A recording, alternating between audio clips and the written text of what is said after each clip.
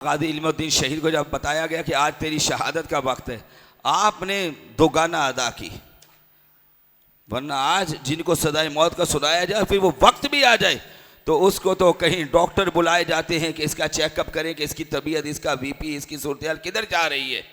उसके ऊपर एक बेहोशी तारी हो जाती है, वो अपने होशो हवास खो बैठता है कि मेरी मौत बिल्कुल करीब है।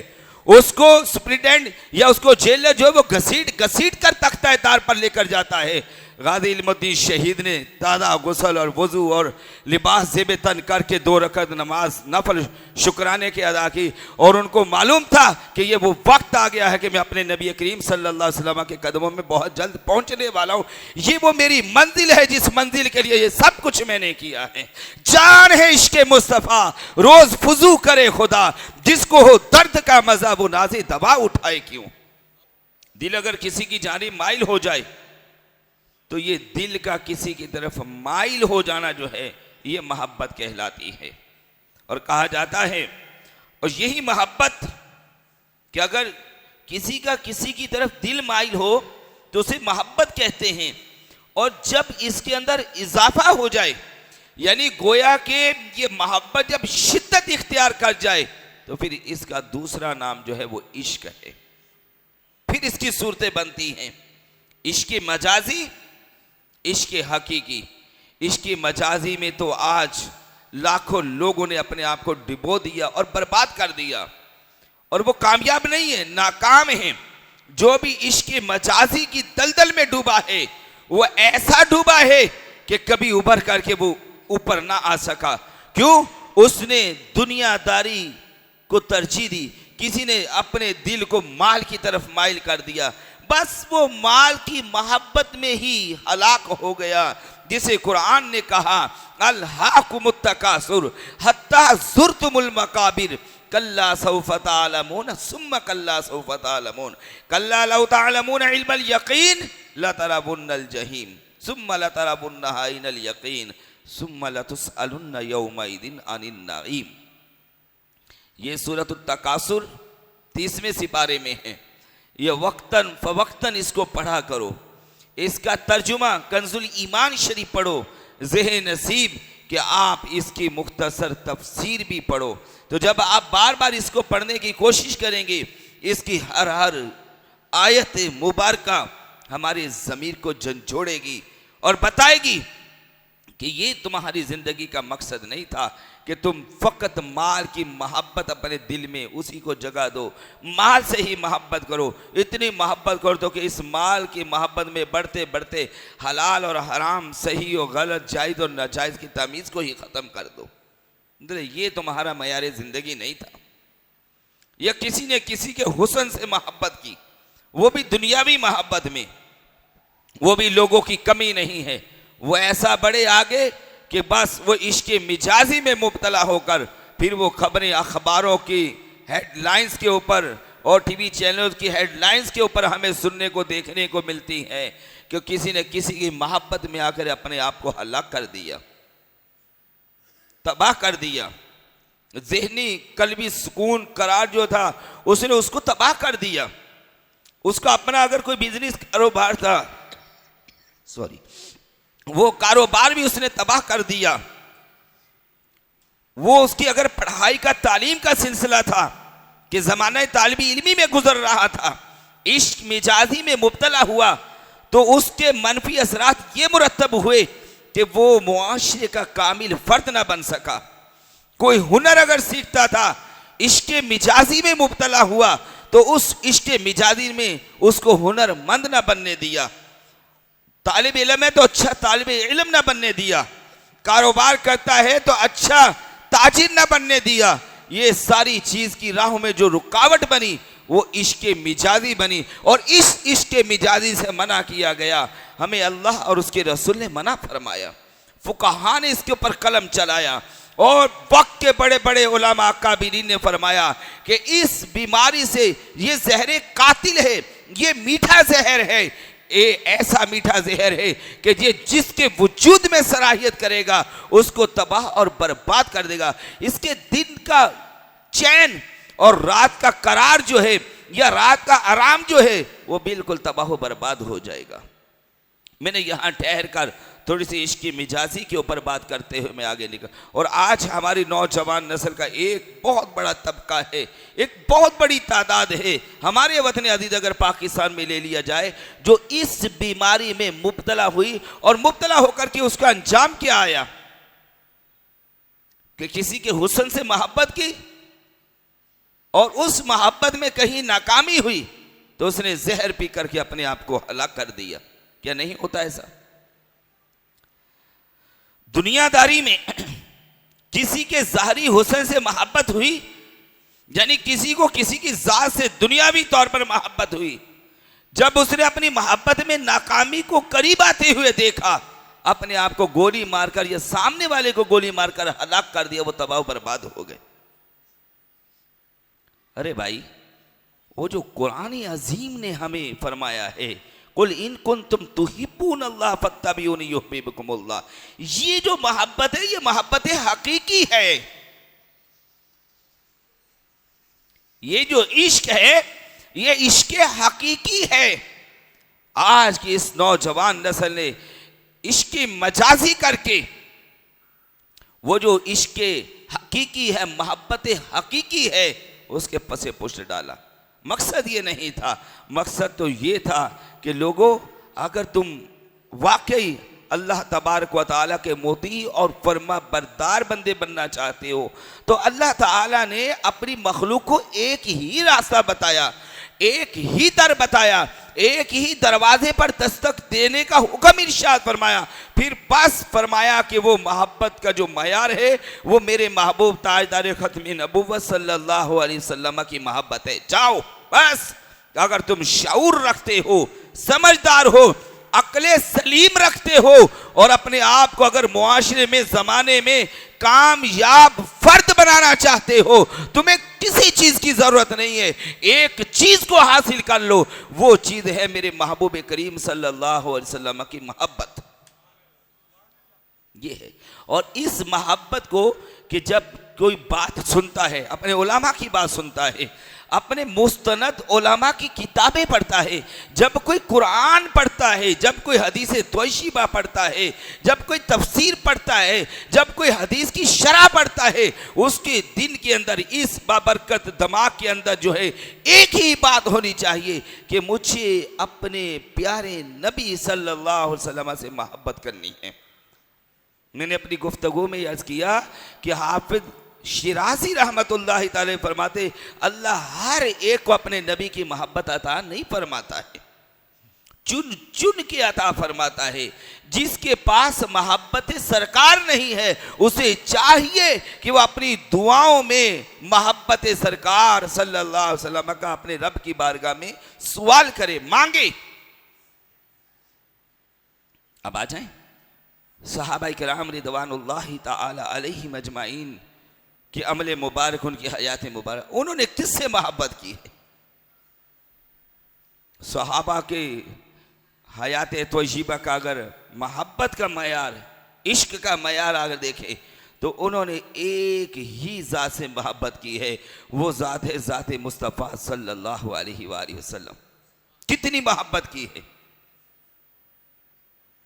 सुना कि उधर एक अल्लाह का नबी रहता है तो लोग चल पड़े उस तरफ, उनकी सोहबत में गए, उनके जाहिर को देखा, उनकी पहली मुलाकात है, वो मोहब्बत दिल में जगह करने लगी उनकी। ये एक नहीं, ये कई वाकयात आपको मिलेंगे जो हकीकत पर मबनी है। उनको ये चीजें अच्छी लगने लगी, उनकी सोहबत को वो इख्तियार करने लगे और वो ऐसा असर मोहब्बत सरकार सल्लल्लाहु अलैहि वसल्लम का उनके दिल के ऊपर तारी होने लगा कि फिर तारीख ने लिखा कि फिर ये मोहब्बत बढ़ते बढ़ते बढ़ते बढ़ते इसमें कोई बहुत तवील अरसा ना लगा, बल्कि ये मोहब्बत जब शिद्दत इख्तियार कर गई तो इसका दूसरा रंग जो चमक करके ऊपर आया उसका नाम इश्क था। सहाबा ने इश्क मुस्तफ़ा किया। जान हुजूर के नाम पर वही दे सकता है जिसके दिल में इश्क मुस्तफ़ा सल्लल्लाहु अलैहि वसल्लम है। किसी के नाम पर जान देना कोई आसान बात है? नहीं, ये आसान बात नहीं है। लेकिन जब हुजूर नबी करीम सल्लल्लाहु अलैहि वसल्लम की मोहब्बत किसी के दिल में घर कर जाए तो उसके लिए फिर ये कुछ मुश्किल नहीं है कि गाजी इल्मुद्दीन शहीद रहमतुल्लाह ताला अलैह को जब तख्ता दार की तरफ लाया जा रहा था तो बस उनकी एक ही तड़प और तलब थी कि मुझे जितना जल्दी हो सके आप मुझे तख्ता दार की तरफ लेकर के चलो। मैं सहाबा की बात करके गाजी इल्मुद्दीन पर आता हूं। सहाबा ने जब हुजूर अलैहिस्सलातु वस्सलाम से मोहब्बत और इश्क किया, वही मोहब्बत इश्क तक ले गई, इश्क की मंजिलों तक ले गई, तो फिर तारीख ने लिखा है ये आज मुकद्दस किताबों की औराक पर चमक रही है कि सहाबा इतना इश्क करते कि वुजू का पानी भी हुजूर अलैहिस्सलातु वस्सलाम का बचा हुआ जमीन पर नहीं गिरने देते थे। इतनी मोहब्बत उन्होंने की, इतना इश्क किया। ये इश्क उन वादियों में ले गया। प्यारे नबी सल्लल्लाहु अलैहि वसल्लम जब अपने सरे अक़दस का हलक फरमाते, हलक शरीफ करवाते, तो सहाबा इकराम रिदवानुल्लाहि ताला अलैहिम अजमईन आपके मुंह मुबारक शरीफ को जमीन पर नहीं आने देते थे। बरकत के लिए उसे अपने हाथों में लेते थे और अपने घरों में रखते थे, अपनी टोपियों में उन्हें सी लेते थे और अपने साथ रखते थे, उससे बरकत लेते थे। ये इश्क था, इश्क। आज के दौर में भी जिनको हुजूर के सहाबा का ये अमल समझ में नहीं आया, तो आज भी वो एतराज़ात करते हुए नजर आते हैं। गोया कि ये वही एतराज़ करेगा जिसके दिल में इश्क मुस्तफ़ा सल्लल्लाहु अलैहि वसल्लम की शमा फरोज़ा नहीं है। वरना सहाबा ने तो अमली तौर पर ये करके दिखाया। मुँह मुबारक शरीफ लिए, पानी का बचा हुआ जो भी धोवन मुबारक है उसको ज़मीन पर नहीं आने दिया, और इसी तरीके से लुआबे दहने पाक जब जब हुजूर अलैहिस्सलातु वस्सलाम ने अपने मुंह मुबारक से निकाला तो सहाबा ने उसको ज़मीन पर नहीं गिरने दिया, बल्कि अपने हाथों पर लेकर के उसको मसल और अपने चेहरों पर बरकत के लिए लगाया। ये खुशबू जिसे लोग सूंघ करके बड़ा ताज्जुब करते थे, फरमाया अब इसकी भी कोई हैसियत और औकात नहीं है। ये मनसब अपने अपने मनसबों के बड़े बड़े ओहदों पर बैठे हुए लोग उठते और उतर करके वो गुलामी रसूल में आए और उन्होंने मनसब की कोई परवाह नहीं की, बल्कि गुलामी रसूल को अपनाना उन्होंने अपने लिए एजाज समझा। रिश्तेदारियां, ओहो ये मेरा मामू है, ये मैदान में मेरे मुकाबले में आ रहा है, गोया कि मेरा और इसका मुकाबला नहीं है, मुकाबला अब इस्लाम और कुफर का है। अगर ये कुफर की तरफ से आ रहा है तो फिर इसका अंजाम यही है कि इसकी गर्दन उतार दी जाए। ये रिश्तों को भी सहाबा ने परवाह नहीं की कि रिश्ते तमाम तोड़कर सारे जहां के हम वाबस्ता हो गए तेरे आस्था से हम। ये है इश्क़ मुस्तफ़ा सल्लल्लाहु अलैहि वसल्लम। रिश्ता भी वही अच्छा लगेगा कि अगर सामने वाले रिश्तेदार के दिल में मोहब्बत सरकार हो, और अगर वो हुजूर अलैहिस्सलातु वस्सलाम की जात में कोई ऐब कोई नक्स निकालता है। वो जब हुजूर के उशाक उठे, उन्होंने फरमाया दुनिया वालों सुन लो, अगर हमारे सामने किसी ने ये बात की कि रसूलुल्लाह का लिबास मैला है, फरमाया हम उसकी गर्दन तन से जुदा कर देंगे। यह है इश्क़ मुस्तफ़ा सल्लल्लाहु अलैहि वसल्लम। जब हुजूर का कोई वाकई आशिक होता है, वो इतनी बात भी सुनना गवारा नहीं करता है जनाब, तो उसके सामने कोई कहे कि हुजूर जाने कायनात का लिबास मैला है, वो लिबास मैला को भी बेअदबी समझता है और वो कहता है हमारे नजदीक इसकी सजा ये है कि इसका सर इसके तन से जुदा कर दिया जाए। ये है इश्क़ मुस्तफ़ा सल्लल्लाहु अलैहि वसल्लम। वो आने वाला आया, देखा अभी हुजूर की गुलामी में नहीं आया, बस सुनता है कि कोई सादिक भी है, कोई अमीन भी है, कोई अमानतदार भी है, कोई दयानतदार भी है, कोई चमकते चेहरे का मालिक भी है, कोई नूरानी चमक भी अपनी पेशानी के ऊपर रखने वाला है। वो मस्जिद नबवी के बाहर खड़े होकर ऐसे हुजूर का दीदार करता और चला जाता। लेकिन वो दीदार ही दीदार मुस्तफ़ा इतना काफ़ी कि उसकी तबीयत के ऊपर वो ऐसा असर अंदाज होता कि जब वो बीमार हुआ वक्त आखिर है, फिर उसका वालिद आकर कहे कि बेटा बताओ तुम्हारी ज़िंदगी की आखिरी ख्वाहिश क्या है। बोले कोई ख्वाहिश नहीं है आखिरी, बस यही है कि मुसलमानों के रसूल से मेरी मुलाकात हो जाए, ज़ेह नसीब के वो आए, मेरी इयादत के लिए वो आए। उसका वालिद उठा, ये तो कोई बड़ी बात नहीं है, मैं अभी जाता हूँ। मस्जिद नबी शरीफ के सहन में आया और अर्ज़ की कि हुजूर वो मेरा बेटा आपकी मोहब्बत में गिरफ्तार है, आप अगर उसकी तीमारदारी करें, आप उसकी अगर इजाजत करें, आप उस बीमार का जाकर अगर हाल पूछे तो उसका हाल अच्छा हो जाए। हुजूर अलैहिस्सलातु वस्सलाम आप गैब दान नबी हैं, आपने तवक्कुफ नहीं फरमाया, सहाबा से फरमाया उठो, हमसे मोहब्बत करने वाले की इजाजत के लिए चलते। जब आप करीब पहुंचे, जब आपकी तशरीफ आवरी हुई, उसने आंखें खोली, दीदारे मुस्तफ़ा किया। उसने साथ ही ये कहा कि बस मेरे नामा अमाल में कुछ नहीं है, ये नमाज रोज़ा ज़कात हज कुछ मेरे नामा अमाल में नहीं, मैं आपसे मोहब्बत करता हूँ, वक्त आखिर है। रसूल करीम सल्लल्लाहु अलैहि वसल्लम ने फरमाया कलीमा पढ़ना तुम्हारा काम है, क़यामत के दिन रब की बारगाह से बख्शवा लेना मुझ मोहम्मद का। बस ला इलाहा इल्लल्लाह मोहम्मद रसूलुल्लाह की ज़रब लगाई और उसकी जान जाने कब से उनसरी से परवास कर गई। इन्ना लिल्लाहि व इन्ना इलैहि राजिऊन। इधर मुसलमान हुआ, इधर दुनिया से रुखसत हो गया। हुजूर ने फरमाया साहबा ये हमारी मोहब्बत में गया है, इसे उठाएं और मस्जिद की तरफ ले जाकर के इसको गुसल दिया जाए। गुसल, कफन, तजहीद और तकफीन की जब तैयारियां मुकम्मल हुई, जब जाने कायनात सल्लल्लाहु अलैहि वसल्लम अपने उस गुलाम के जनाजे की अदायगी के लिए उसके साथ चले, तो साहबा कहते कि आज हमने हुजूर को खिलाफे आदत चलते हुए देखा। वो खिलाफे आदत क्या है? फरमाया कि पंजों के बल हुजूर अपने मुबारक उंगलियां जो पांव मुबारक की हैं उन पंजों के ऊपर वजन देकर गोया कि अपनी पूरी एड़ी मुबारक जमीन पर जमा कर नहीं चल रहे हैं। अर्ज किया या रसूलल्लाह आपका ऐसा चलना कैसा है? हुजूर अलैहिस्सलातु वस्सलाम फरमाए मेरे साहबा हमारे इस आशिक के जनाजे में इतने आसमान से फरिश्ते नाजिल हुए हैं कि मुझ मोहम्मद को जमीन पर पूरा कदम रखने के लिए जगह नहीं मिली। जब तेरी याद में दुनिया से गया है कोई, जान लेने को दुल्हन बन के कज़ा आई है। ये है इश्क़ मुस्तफ़ा, ये है मोहब्बत मुस्तफ़ा, ये है गुलामी मुस्तफ़ा, ये है कुल इन कुंतुम तुहिब्बूनल्लाह फत्तबिऊनी युहब्बिबकुमुल्लाह व यग़फिर लकुम ज़ुनूबकुम वल्लाहु गफ़ूरुर रहीम। ये है ला युमिनु अहदुकुम हत्ता अकूना अहब्बा इलैहि मिन वालिदिही व वलदिही वन्नासि अजमाइन। राजपाल बदबख्त ने हुजूर की शान में गुस्ताखी कर दी। अंग्रेजों का दौर था, उठे दो बदला लेने के लिए, वो बज़ाहिर कामयाब ना हो सके, अंग्रेजों ने उनको सजाएं दे दी। ठीक है भाई, पाबंदे सलासिल हो गए। लेकिन जब इस मर्द कलंदर को पता चला कि किसी का बयान इन्होंने सुना, किसी आलिम ने बताया कि ये राजपाल ने हुजूर जाने कायनात सल्लल्लाहु अलैहि वसल्लम की शान में गुस्ताखी की है, एक किताब तहरीर की किताब, ये मुबारक सानी केस में भी उस बदबख्त ने वो कुरान की मादल्ला तफसीरी तो लिखी ना एक गलत तरीके से। कादी फाइज ईसा के पास यही केस आया था कि भाई ये 2019 में ये हो गया, इसने ये किताब शाया की है और इस लिटरेचर को तकसीम किया है। वो मुख्तसर फैसला करता, जो हक बनता था बस वो फैसला करके बात खत्म हो जाती। लेकिन कादी फाइज ईसा को भी शौक था कि वो इस मुख्तसर से फैसले के अंदर उसने एक तवालत इख्तियार की, उस बहस को छोड़ दिया जिस बहस के साथ कोई वास्ता नहीं था। बात आगे बढ़ी। ये आशिकों का काम नहीं है, आशिक काम मुख्तसर करता है, आशिक तवालत नहीं देता है काम को। जो हक की बात है, हक पर मबनी है, बस वो मुख्तसर बात करके अपना फैसला करता है।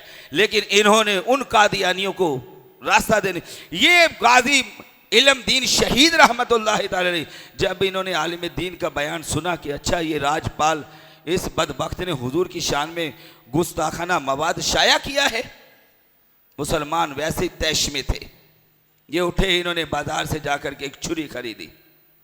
अंग्रेज ने पुलिस मुकर्रर कर रखी थी उसके ऊपर, उसकी हिफाजत के लिए। गुस्ताख को तहफ्फुज देना तो जो हुजूर से दुश्मनी करने वाले लोग हैं ये उनका काम है। अगर आज भी डॉक्टर शाह नवाज गुस्ताख, उसको जिन्होंने कत्ल किया उन्होंने अपनी जगह पर बिल्कुल 100% उनका अमल दुरुस्त है। हम आज भी मिंबर पर बैठकर, हमने 13 को भी ये बात की, 18 को भी की है, 25 को भी की है और आज 1 नवंबर को भी हम यही बात कर रहे हैं कि उनका अमल दुरुस्त है जिन्होंने गुस्ताख को वासिले जहन्नम किया। लेकिन आज वो जो गुस्ताख के हामी बन करके उबर करके आ रहे हैं, उनका हाल क्या है? उनका हाल यही है जो उस वक्त के अंग्रेज ने किया था कि अंग्रेज ने गुस्ताख को तहफ्फुज दिया था। जब गुस्ताख को तहफ़्फ़ुज़ दिया, एक दिन ऐसा आया कि गाज़ी इल्म दीन शहीद रहमतुल्लाह अलैह वो बर वक्त राजपाल के दफ्तर के सामने पहुंच गए। देख लिया कि ये राजपाल जिसने मेरे नबी की शान में गुस्ताखी कही है, ये गुस्ताखी रसूल आ रहा है। दफ्तर में गया, अभी वो तैयारी ही कर रहा था कि पुलिस वालों को आगाह करे कि मैं पहुंच गया हूं, तहफ़्फ़ुज़ के लिए पहुंच जाओ मेरे। अभी वो पुलिस वाले नहीं पहुंचे, दो मजीद अफराद उसके दाएं बाएं मौजूद थे, लेकिन जो गाजी इल्म दीन शहीद को अल्लाह पाक ने मोहब्बत सरकार और इश्क़ मुस्तफ़ा की खैरात अता फरमाई, जो उनके दिल में इश्क़ मुस्तफ़ा था, अपने नबी की इज्जत और नामूस पर पहरा देने का जो अज़म वो कर चुके थे, उस अज़म के साथ उन्होंने वो छुरी ली और आगे बढ़े। इस अज़म के सामने, जज्बे के सामने, जोशे ईमानी, जज्बा ईमानी, शौक़े शहादत के सामने उन दो जो उसके साथ साथी थे गुस्ताख राजपाल के साथ, उनकी हिम्मत नहीं हो सकी कि वो गाजी इल्म दीन शहीद को रोकने में कामयाब हो सके। बारकैफ अलल ऐलान गाजी इल्म दीन ने उस गुस्ताख को वासिले जहन्नम किया, जिसको उस वक्त की गवर्नमेंट सपोर्ट कर रही थी। उस वक्त की गवर्नमेंट, उसकी हिफाजत अंग्रेज की हुकूमत थी। 1929 में तो इनकी शहादत होती है, बस यही वो दिहाइयाँ थी। तो आपने उसको वासिल जहन्नम कर दिया, कैद में चले गए, पाबंदे सलासिल हो गए, मियाँ वाली जेल में आपने जेल काटी। मुसलमानों ने कोशिश की कि इनको छुड़वाया जाए, लेकिन वो बज़ाहिर अंग्रेज के सामने कामयाब ना हो सके। वक्त गुजरता चला गया, जहां जहां भी अपीलें उनकी लगाई गई, वहां वहां उनकी सदाए मौत को बरकरार रखा गया। वो जेलर जो नवाब साहब थे, वो बड़े खुशकिस्मत, फ़ख्र करते थे कि मैंने गाजी इल्म दीन शहीद के साथ वक्त गुजारा है, मैंने वो नज़ारे वक्तन फ़वक्तन देखे। वो कहते हैं गाजी इल्म दीन शहीद की हथेलियों में नूर टपकता चमकता था। कहते एक दिन तो हमने ये देखा कि गाजी इल्म दीन वो जेल की जो कोठरी उससे गायब है। मैं कहते एकदम हैरान और परेशान हुए। इसे लिखा बड़े बड़े उलामा ने, तारीख लिखने वालों ने लिखा। कहते मैंने जाकर के सुप्रिटेंडेंट जेल को अमले को आगाह किया कि गाजी इल्म दीन नहीं है वहां पर। फिर कहते जब वो देखने के लिए पहुंचे तो पता चला गाजी इल्म दीन शहीद मौजूद है। अल्लाह पाक ने अपने उस प्यारे के साथ ऐसा मुआमला फरमाया, ऐसी कुव्वत उनको अता, ऐसी परवाज उनको गाजी इल्म दीन को अता फरमाई। बिल आखिर 31 अक्टूबर को, ये जो कल की तारीख गुजरी है 1929, 31 अक्टूबर को मियाँ वाली जेल में गाजी इल्म दीन को तख्तेदार पर लटकाया गया। अब गाजी इल्मुद्दीन ने, कहते हैं कि उस दिन गाजी इल्मुद्दीन ने नवाफिल जल्दी मुकम्मल किए, लेकिन उन जल्दी अदायगी का मकसद भी यही था कि ये जो अंग्रेज खड़े हुए हैं, ये अंग्रेज जो खड़े हुए हैं, इनके दिल में ये ख्याल ना आ जाए कि आज मौत से डरकर शायद गाजी इल्मुद्दीन लंबे लंबे सजदे और रुकू कर रहा है। आज उतना ही सजदा और रुकू किया जाएगा कि जितना शरीयत को मतलूब है कि उसका फर्ज, उसका वाजिब अदा हो जाए। आज तो फर्ज और वाजिब ये अदा करना, असल जो बड़ा फर्ज है उसके लिए इल्मुद्दीन तैयार खड़ा है। लब्बैक, हाँ जी, जिंदगी ऐसी गुजारो कि जिंदगी गुजरे तो गुजरे मुजाहिदाना, मौत आए तो आए शहीदाना। गाजी इल्मुद्दीन शहीद ने जब नवाफिल अदा कर लिया, अब गाजी साहब चलते हैं। पूरी जेल के अंदर शोहरा था कि इस मियाँ वाली जेल में कोई इल्मुद्दीन भी रहता है, और पूरी जेल के कैदियों को मालूम था कि आज इल्मुद्दीन की शहादत का वक्त है। जब गाजी इल्मुद्दीन चला तो गाजी इल्मुद्दीन चलते हुए रास्ते में अपने कदमों पर चलकर, इसको किसी व्हीलचेयर के ऊपर या किसी गाड़ी के ऊपर या किसी स्ट्रक्चर के ऊपर नहीं बिठा करके लिटा करके ले जाया जा रहा, बल्कि आप अपने कदमों पर चल कर जा रहे। अपने साथ वो जो असीर थे, जो लोग उस जेल के अंदर, एक एक को सलाम करे, अस्सलामु अलैकुम वरहमतुल्लाह, अस्सलामु अलैकुम वरहमतुल्लाह। तारीख दान लिखते हैं कि गाजी इल्मुद्दीन जब अपनी कोठरी से तख्तादार की तरफ चला, पूरी जेल मियाँ वाली की एक ही सदा लगा रही थी और गूंज रही थी वो सदा, नारा रिसालत। आप तो कम से कम ये बिलाल मस्जिद तो गूंजनी चाहिए, नहीं गूंजनी चाहिए? कभी भी हल्की बात ना करो। जालिमों के सामने, हुजूर के गुस्ताखों के सामने, वो कहीं भी आबाद हो, आपकी आवाज यहां से ना पूरी गैरत मन जानी चाहिए। लगाओ नारा रिसालत, नारा रिसालत।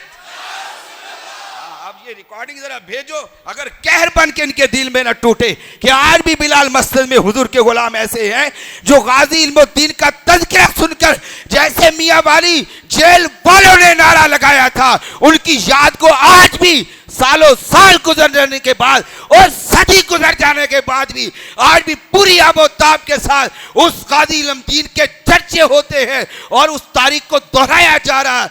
नारा रिसालत। बाकी ये अपने अपने नसीब की बात है। अगर हमारी मजलिस में बैठ करके भी कोई हल्के दिल से कोई नारा लगाए या खामोशी इख्तियार करे, ये वो फिर अपने नसीब को रोए, खुदा की कसम। क्यों जी हाफिज साहब, वो अपने नसीब को रोए। और जो वालिहाना अंदाज में अपने नबी की मोहब्बत से सरशार होकर नारा लगाए, वो फिर अपने मुकद्दर पर नाज करे। लब्बैक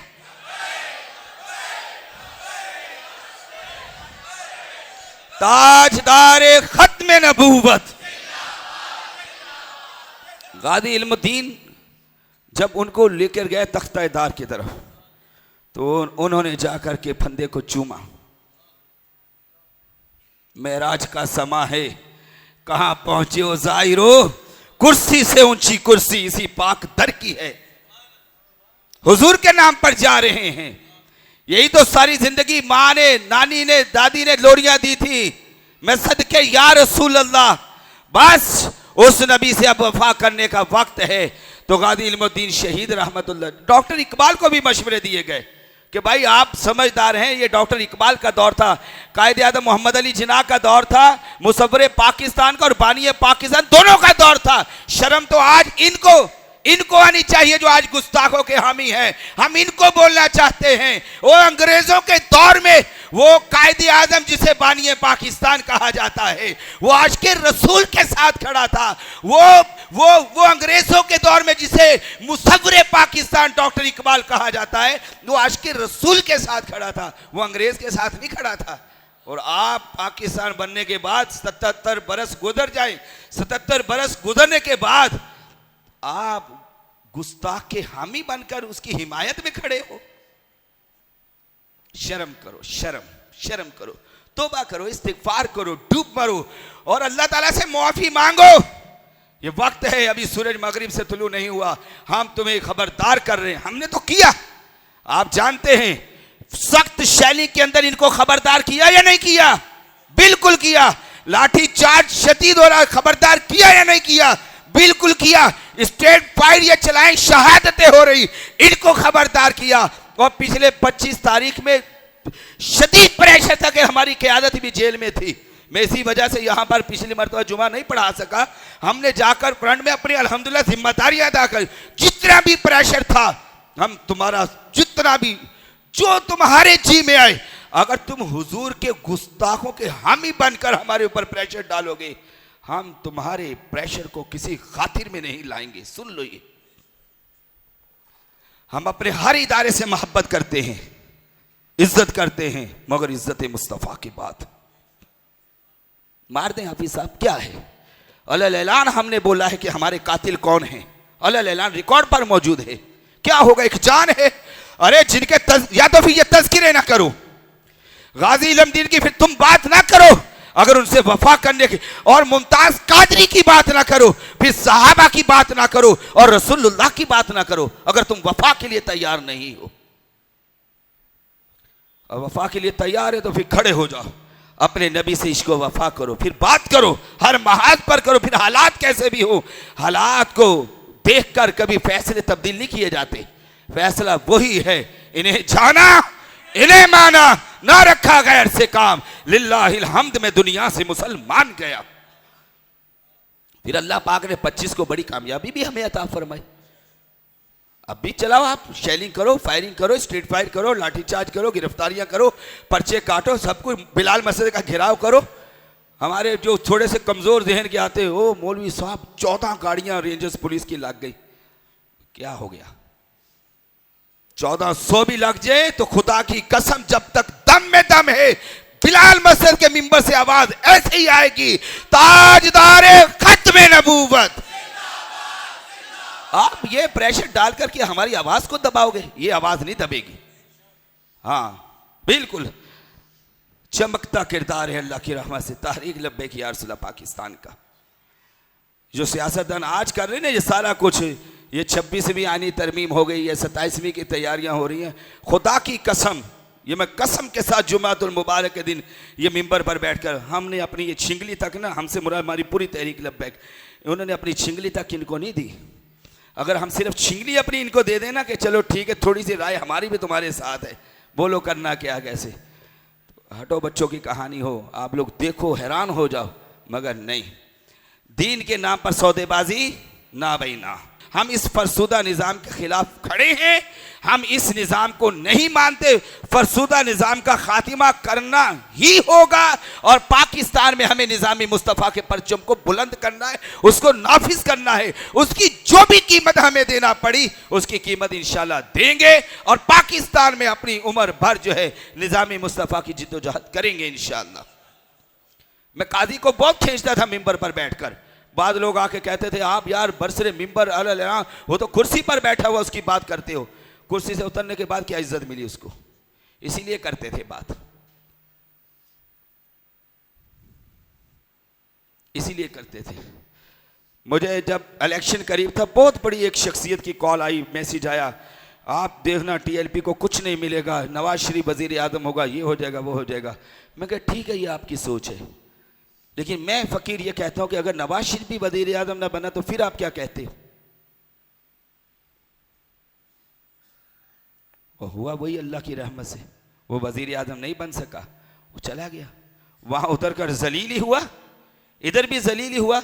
आपने तो रेड कारपेट बिछाया था उसके लिए, रेड कारपेट समझ तो किसके लिए बिछाया जाता है, एक मफरूर के लिए आप रेड कारपेट बिछा रहे थे, अपना कानून उठा करके इस्लामाबाद एयरपोर्ट पर ले गए थे।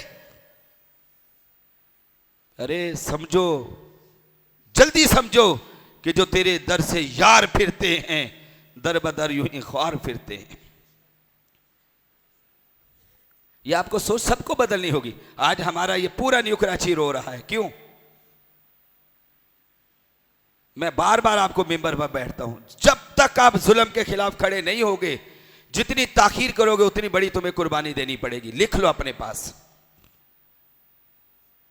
हमारे बुजुर्गों से लेकर बच्चों तक जुल्म के खिलाफ खड़े होने में जितनी ताखीर करोगे उतनी बड़ी कुर्बानी देनी पड़ेगी तुम्हें। जितना जल्दी उठोगे जुल्म के खिलाफ उतना जल्दी जुल्म का सूरज गुरूब हो जाएगा इंशाअल्लाह। ये सब कुछ पाकिस्तान में हमारा है, ये वतन हमारा है, इस वतन से हमें बेपनाह मोहब्बत है, इसके जो भी इदारे हर एक से मोहब्बत है। इसका मतलब ये नहीं है कि जो चाहे सामने वाला करे, मैंने आपको वाजे कर दिया, वो एक जुमले में बात पूरी हो गई। हर एक की इज्जत है, हर एक की इज्जत है, मगर इज्जत मुस्तफ़ा के बाद आप हमारे नबी की इज्जत पर हमला करो, गुस्ताखों को प्रोटोकॉल दो, फिर कहो हमारी इज्जत करो, फिर तुम्हारी इज्जत हम नहीं कर सकते। आप बैठ के एक बार नहीं 100 बार सोचना कि मौलाना ये बात सही कर रहे हैं या गलत कर रहे हैं। सही सिमत पर आओ, अपनी अपनी हुदूद में आओ, फिर आपकी भी इज्जत है। और देखना फिर आपकी इज्जतों में इजाफा कितना होगा, बहुत इजाफा होगा इंशाअल्लाह इंशाअल्लाह। तो गादी इल्मुद्दीन शहीद ने तख्ता-ए-दार पर जाकर के फंदे को चूमा, उन्होंने बर क्या उस पर टोपा ब्लैक डाला और चेहरे पे पट्टी आंखों पे बांधी और लेके, मगर उन्होंने कहा कि सुन लो लोगों, मुखातिब किया कि हम रसूलुल्लाह सल्लल्लाहु अलैहि वसल्लम की इज्जत और नामूस पर पहरा देते हुए जान दे रहे हैं। और उन्होंने जान दे दी, शहीद हो गए। अब अंग्रेज कहने लगा कि अगर इनको लाहौर जाने दिया मैयत को तो वहाँ बहुत बड़ा क्राउड निकल आएगा, तो हमने ये क्राउड निकलने नहीं देना। ये इन लोगों की बड़ी कोशिश होती है, अंग्रेज की भी थी, आज जो अंग्रेज की पैरवी करते हैं ना उनकी भी कोशिश है कि जितना भी इनकी शिद्दत को तोड़ सकते हैं ना, इनकी पावर को कम कर सकते हैं, वो कर दो। ये भी उनके नज़दीक बड़ी कामयाबी है। मैं रात खमीसा कोर्ट में भी जलसा कर रहा था, वो सबने, वो पीपल्स पार्टी का वो गढ़ है, वो 77 बरस में एमक्यूएम वहां से ना जीत सकी, तो अल्हम्दुलिल्लाह 24 में मेरे पास जब पहला रिजल्ट आया, रखा हुआ पर फॉर्म 45, तो जब पहला उस यूसी का हमारे पास रिजल्ट आया, बिहम्दिल्लाह ताला सबसे पहले नंबर पर तहरीक लब्बैक या रसूल पाकिस्तान थी, सबसे पहले नंबर पर। मैं रात भी उनका शुक्रिया भी अदा कर रहा था। मैं कहा इसलिए नहीं कि हमारी जात, दीन पर तो कोई भी एहसान नहीं कर सकता, लेकिन उन लोगों ने अपना हक अदा किया, अपना हक अदा कर दिया। ठीक है, तो ये वोट को बहुत कम कर दो, ये दूसरे नंबर पे आना ये हार नहीं। ये कहते हैं ये भी बहुत बड़ी पावर है, इसको दूसरे वाले को चौथे, पांचवें, छठे, सातवें पे लेके जाओ। ये है इनके नजदीक, ताकि इसकी पावर को जितना कम किया जा सके। लेकिन तहरीक लब्बैक या रसूलल्लाह पाकिस्तान की जो पावर है माशाअल्लाह, वो आप देख रहे हैं कि वाहिद है। आज हमास की तरफ से जो बयान, जो फ़लस्तीन की तरफ से, गज़ा की तरफ से जो जारी हुआ है, वो यही है कि हमें पाक व हिंद की तरफ से बहुत बड़ी जो खुशी मिली है इन हालात में कि पूरा साल हम पर बमबारी हुई है, वो खुशी हमें तहरीक लब्बैक या रसूलल्लाह पाकिस्तान वालों की तरफ से मिली है। ये उनका लेटर 24 अक्टूबर को आया हमारे पास, हमारे मरकज़ लाहौर में, साद हुसैन रिजवी साहब के नाम पर। उन्होंने कहा इसलिए कि इन्होंने इतना जानदार तवाना एहतजाज करके हुकूमत वक्त को मजबूर कर दिया कि हुकूमत आए और नेशनल टीवी पे आकर के कहे कि इजरायली वजीर आजम नेतन्याहू दहशतगर्द है, और उन्होंने दहशतगर्द इसको करार दिया। कहते इसमें जिसका किरदार है वो तहरीक लब्बैक या रसूलल्लाह पाकिस्तान का किरदार है। 31 अक्टूबर को शहादत के वक्त मेरा पूरा हो गया, तो उन्होंने दफन कर दिया मियाँ वाली की तरफ ही। फिर 13 नवंबर को दोबारा मैयत निकाली गई, मुसलमान नहीं हटे पीछे। उन्होंने बोला नहीं, ये मैयत जो है ना ये इधर ही आएगी लाहौर। मियानी साहब, क्यों? मियानी साहब की वसीयत भी की थी गाजी इल्म दीन ने कि मुझे मियानी साहब कब्रिस्तान लाहौर में दफन करना। 13 दिनों के बाद दोबारा उनकी कब्र कुशाई हुई, और उसके जामिन बने थे डॉक्टर इकबाल। वो गए अपनी टीम के साथ, उन्होंने बोला मैं जामिन हूं इस बात का कि कहीं अमन खराब नहीं होगा, नक्शे अमन का कहीं मामला नहीं होगा। मैं अलामा इकबाल, डॉक्टर इकबाल, मैं इसकी ज़मानत लेता हूँ। मुसलमान इंशाअल्लाह ताला बस अपने नबी से वफा करते, इश्क करते, उसका इजहार करते, इसकी दफन करेंगे। 13 दिन गुजरने के बाद डॉक्टर इकबाल ने अपनी ज़मानत पर जा कर के वहाँ से 13 नवंबर को वो मैयत दोबारा निकाले। कहते देखने वालों की हैरत दंग रह गई कि जब आशिक़ रसूल की कब्र को खोला गया 13 दिन के बाद, क्या कहते खुशबुएं लिपटे और उनका चमकता चेहरा लोग देखते जा रहे थे, और फिर वो नारा रिसालत लगाते जा, कलमा तौहीबा का विर्द करते चले जा रहे। और एक ये डॉक्टर शाहनवाज गुस्ताख की कब्र खोली गई। वो डॉक्टर खुद कह रहे हैं कि इतना ताफुन, इतनी बदबू भरी हुई थी। उन्होंने तो वो मिसालें दी कि मैं मिंबर पर बयान नहीं कर सकता हूं कि इतनी जो है खतरनाक बदबू इस गुस्ताख की कब्र में थी। और एक 13 दिन के बाद आशिक़ रसूल की कब्र खुली थी। जब उनकी कब्र कुशाई और लेकर के चले, फिर लाहौर की तारीख का बहुत बड़ा जनाजा हुआ था गाजी इल्म दीन शहीद का। फिर मस्तर वजीर खान के इमाम ने नमाज जनाजा की इमामत की थी। इनको तो इमामत के लिए भी कोई इमाम नहीं मिल रहा था। यह है आशिक और गुस्ताख का जमीन और आसमान का फर्क। तो किसके साथ हमने खड़े होना है? आशिकाने रसूल के साथ खड़े होना है। बस ये अहद कर लो, बात मेरी पूरी है। किस सहन वाले भी किनके साथ खड़े हैं? हुजूर के गुलामों के साथ, उस शाकाने मुस्तफा के साथ खड़े हैं। अल्लाह आपको सलामत बकरामत रखे। अस्सलाम वालेकुम।